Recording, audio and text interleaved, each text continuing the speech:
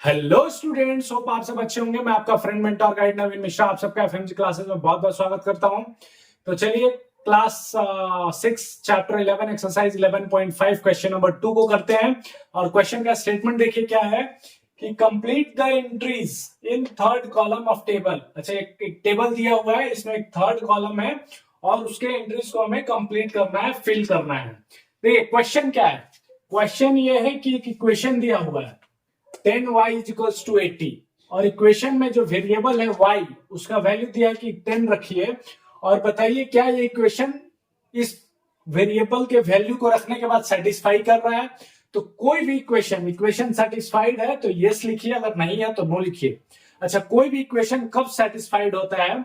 जब अगर आप उसके वेरिएबल का वैल्यू उस इक्वेशन में डाल रहे हैं और उसका वैल्यू LHS मतलब लेफ्ट हैंड साइड में जो है और RHS राइट हैंड साइड में अगर दोनों बराबर आ रहा है तो आप बोलेंगे यस इक्वेशन सेटिस्फाई हुआ है और आपका यहां पे क्या हुआ है, यस हुआ है।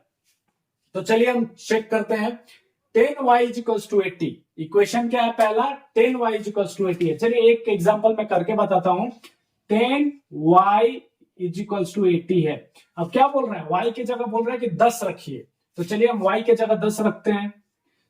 10 जो है y क्या रहता है, मल्टीप्लाई में है, y की जगह बोला 10 रखिए।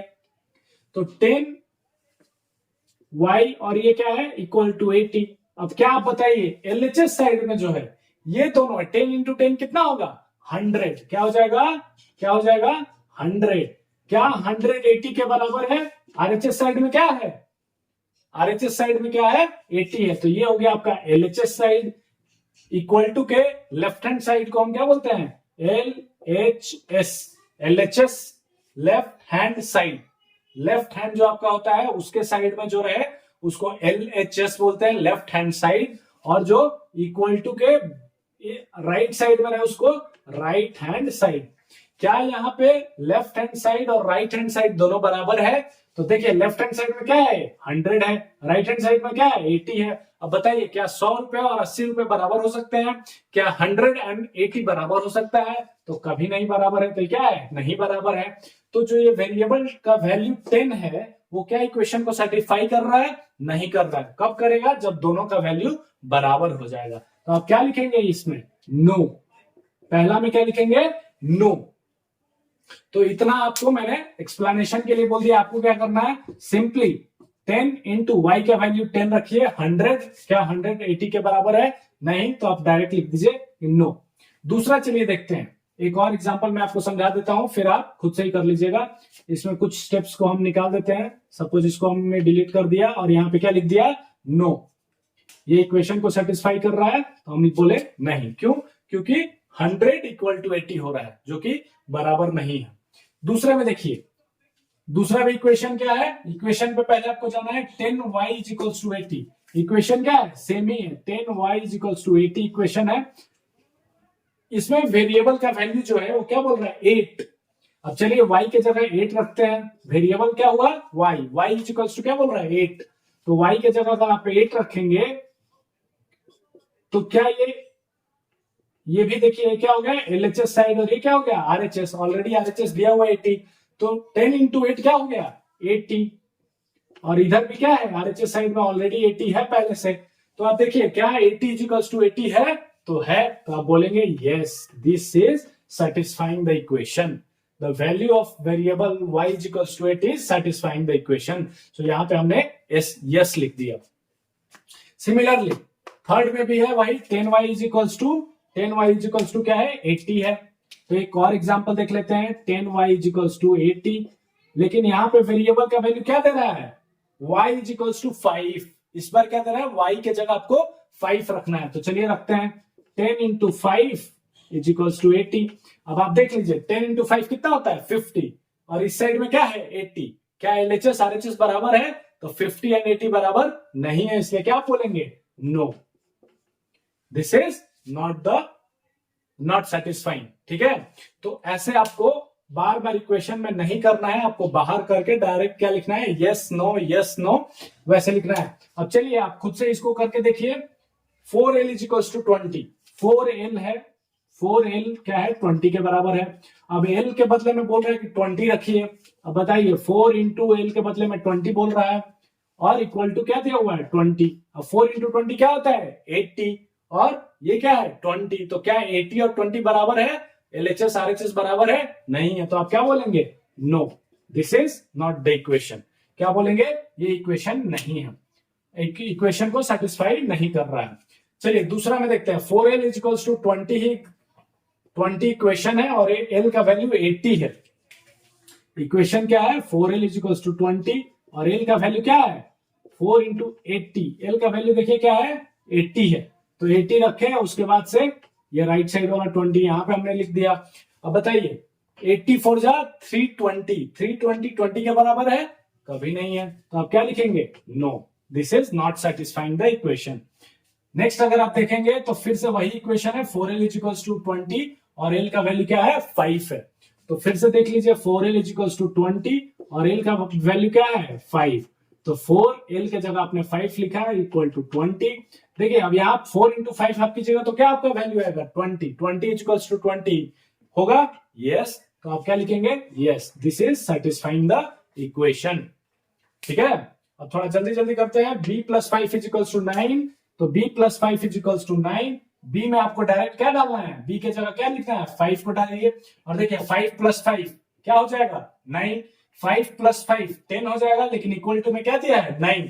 तो क्या ये इक्वेशन को सेटिस्फाई कर रहा है, तो नहीं कर रहा है। तो आप क्या बोलेंगे कि नो, डायरेक्टली आप यहां से नो लिखना चालू कीजिए। सॉरी पहला वाला इक्वेशन था तो इसको हमने नो लिख दिया, इसके सामने वाला था तो इसको हमने क्या लिख दिया नो।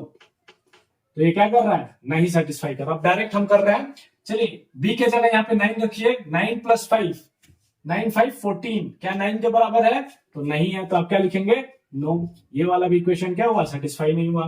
अब चलिए b plus 5 equals to 9, b के जगह पे 4 रखना है, 4 रखिए, 4 प्लस 5 इजिकल्स टू 9। तो 4 5 भी 9 है और इक्वल टू में भी 9 है, तो 9 इजिकल्स टू 9 यस। तो आप क्या बोलेंगे yes, it is satisfying the equation. समझ में आ रहा है आपको, बहुत ही आसान है। आपको क्या करना है, सिर्फ जो वेरिएबल का वैल्यू है उसको इक्वेशन में रखना है। अगर रखने के बाद left hand side and right hand side दोनों अगर बराबर आ रहे हैं तो बोलेंगे यस ये इक्वेशन सेटिस्फाई कर रहा है। अगर नहीं आ रहा है तो हम क्या बोलेंगे ये इक्वेशन सेटिस्फाई नहीं कर रहा है, हम नो और यस लिखेंगे वहां पे। चलिए यहाँ पे देखते हैं ये वाले इक्वेशन में h minus 8 is equals to 5। अब h minus 8 is equals to 5 दिया है, h का वैल्यू कितना है 13 आपको रखना है। 13 क्या है 13 रखिए, 13 माइनस 8 और राइट हैंड साइड में 5 है। 13 माइनस 8 कितना गया 5 ही बचता है, 13 माइनस 8 तो क्या हो जाता है आपका 5 इक्वल्स टू 5।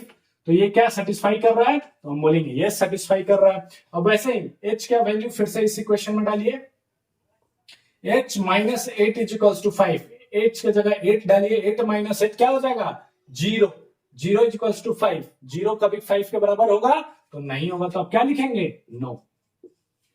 ठीक है, अब h का वैल्यू क्या आपको डालना है 0, h के जगह 0 डालिए, 0 माइनस 8 इक्वल्स टू 5, 0 में से 8 को माइनस कीजिएगा तो क्या बचेगा माइनस 8 इक्वल्स टू 5। क्या माइनस 8 और 5 बराबर होगा कभी, तो नहीं होगा। तो आप क्या लिखेंगे नो।